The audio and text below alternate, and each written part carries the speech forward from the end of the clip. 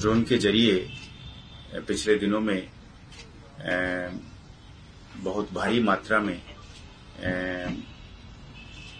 पाकिस्तान से arms, अम्युनिशन, ID, cash, narcotics, ये सब कॉन्ट्राबैंड्स जो है आया है और उसके एक चैलेंज एक नेशनल लेवल की एक सिक्योरिटी थ्रेट बन के उभर रहा है या उभर रहा था। अभी भी वो चैलेंज जारी है। उस सिलसिले में पुलिस ने सीआईडी और जम्मू जोनल पुलिस मिलकर इन्होंने एक बहुत प्लान्ड तरीके से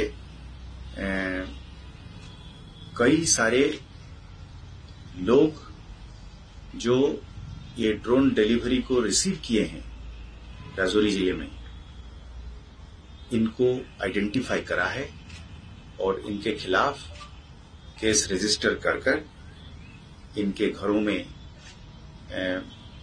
कोर्ट वारंट के साथ और पूरी प्रोफेशनल तरीके से इनके घर सर्च हुए हैं। ये पिछले 48 घंटे के अंदर करीब 10 जगह पे ऐसे सर्च हुए हैं। 7 लोगों को हमने आइडेंटिफाई करा है, जिन लोगों ने मतलब 100% जब हमको पता चल गया कि इन लोगों ने ड्रोन पाकिस्तान से आए हुए ड्रोन से सामान को रिसीव करा है। तो इनमें से 3 लोगों को हमने ऑलरेडी अरेस्ट कर चुके हैं। इसमें सीआईडी काउंटर इंटेलिजेंस जम्मू की केस स्पेशली रजिस्टर्ड है, पर इसकी कोऑर्डिनेशन और इसकी ग्राउंड लेवल की इंटेलिजेंस दोनों मिलके करा है। और आज के दिन में जो एविडेंस के तौर पर जिनको हिरासत में ले लिया गया है वो गुलशन नाज हैं। ये पाया गया कि वो पुराने जो ऑलरेडी अरेस्टेड यूएपीए में बहुत मशहूर हो गए, मतलब इल फेमस जिसको हम कहेंगे, ताली शाह की बीवी हैं।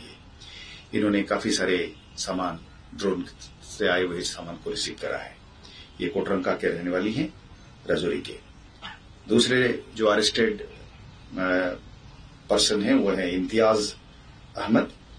ये मोहम्मद लिंठा के बेटे हैं और ये लारकुटी कोटरंका का रहने वाला है, राजौरी का। ये भी ड्रोन के सामान को रिसीव करने के एलिगेशंस में इनको भी अरेस्ट किया गया है। तीसरा बंदा जो है वो आबिद शाह है। ये हकीम शाह के बेटे हैं और बुद्धल राजौरी के रहने वाले हैं।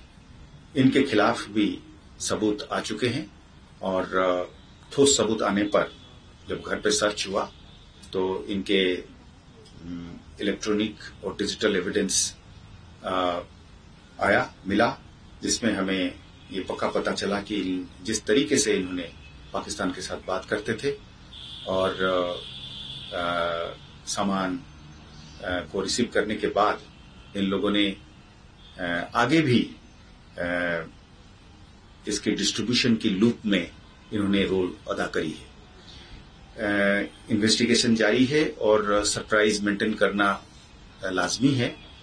कोई भी इन्वेस्टिगेटिंग एजेंसी या पुलिस इस पे एक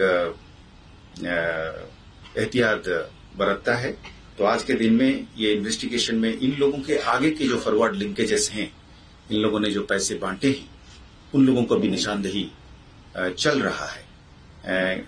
लाखों के हिसाब से पैसे आए हैं और इन पैसों को इन्होंने छोटे छोटे रकमों में आगे बहुत सारे लोगों के बीच में बांटा हुआ है तरह तरह के काम के लिए। पर अभी ये पूरी इन्वेस्टिगेशन जारी है। किसको पैसे किस लिए दिया गया है, ये इन्वेस्टिगेशन की अभी भी सब्जेक्ट मैटर है। तो शॉर्टली मैं रिपीट करूंगा कि इसमें ये सारा जो इसमें ओजीडब्ल्यू की कैटेगरी में ये लोग आएंगे, ये लोगों को चलाने वाला मास्टरमाइंड जो है वो मोहम्मद कासिम है, अलियास सलमान, अलियास सुलेमान, इसी तरीके के नाम से जाना जाता है। ये अंग्राला माहौर का रहने वाला है और आज के दिन में पाकिस्तान में बसता है और यूएपीए की कानून के तहत गवर्नमेंट ऑफ इंडिया ने इसको ऑलरेडी डेजिग्नेटेड टेररिस्ट के तौर पे करार दिया है। और कल ही हमने कासिम के नाम से 10 लाख रुपए की रिवार्ड रखा हुआ है कि इसके सारे करतूत के बारे में और इसके साथ तमाम लोग जो मुलव्वस है इसकी नेट में, क्योंकि ये एक मास्टरमाइंड के तौर पे उभर के आ रहा है कि राजौरी और पुंछ में भारी पैमाने पे हथियार भेजना, गोला बारूद भेजना, पैसे भेजने, कैश भेजने, नारकोटिक्स, इस सब की जो है नेटवर्किंग कासिम ने चला रखा है। और उसके आगे जो बंदे हैं वो भी 2 तरीके के हैं, एक ए लेवल के OGWs हैं, फिर आगे इन लोगों ने फिर और बनाते हैं उनके आगे फॉरवर्ड लिंकेजेस के नाम से, जिसको हम कहते हैं। तो एलईटी का लीडर है मोहम्मद कासिम और उसका नाम बहुत सारे प्रीवियस टेरर इंसिडेंट्स में रिफ्लेक्ट हो चुका है। जो पिलग्रिम्स की बस में जो ब्लास्ट हुआ था कटरा में, इसमें मास्टरमाइंड मोहम्मद कासिम था। उसी की भेजे गए आईडी से ये ब्लास्ट हुआ था। जो नरवाल में ब्लास्ट हुआ था पिछले दिनों में, वो भी कासिम की प्लानिंग और एग्जीक्यूशन थी।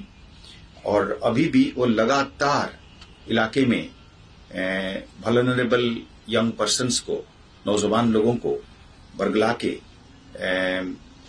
VoIP मैसेजिंग एप्लीकेशन सिस्टम के गलत इस्तेमाल करके, VPN को गलत इस्तेमाल करके, यानी कि जैसे व्हाट्सएप, टेलीग्राम हो गया, या और उसी कैटेगरी में जितने मैसेजिंग सर्विसेज है एंड टू एंड इंक्रिप्शन वाला, उसकी इस्तेमाल करके, VPN की इस्तेमाल करके इसने बहुत सारे लोगों को बरगला करने की कोशिश करी है। कई सारी जगह पे हमने देखा है कि लोगों ने उसकी जाल में आने से अपने को बचाया है और कई सारे जो है उसकी जाल में फंसे हैं। तो इलेक्शन की दौरे में जब इलेक्शन की प्रोसेस चालू हो गया है, अब रैलीज होने लगे हैं और कैंपेनिंग एक और जोर पकड़ रही है। कैंडिडेट्स ऐलान हो रहे हैं, उनके आगे पार्टीज की फंक्शनरीज ने इलेक्शनरिंग और कैंपेनिंग में आगे बढ़ रहे हैं। ऐसे हालात में कासिम और कासिम की गैंग को पर्दाफाश करना और उनको कानून के दायरे में लाना और उनको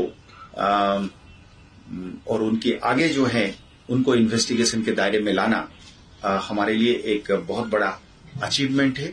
और इलेक्शन की प्रोसेसेस को सुरक्षित रखने में ये हम समझते हैं कि ये एक बड़ा अहम स्टेप है, खासकर राजौरी पुंछ इलाके के लिए।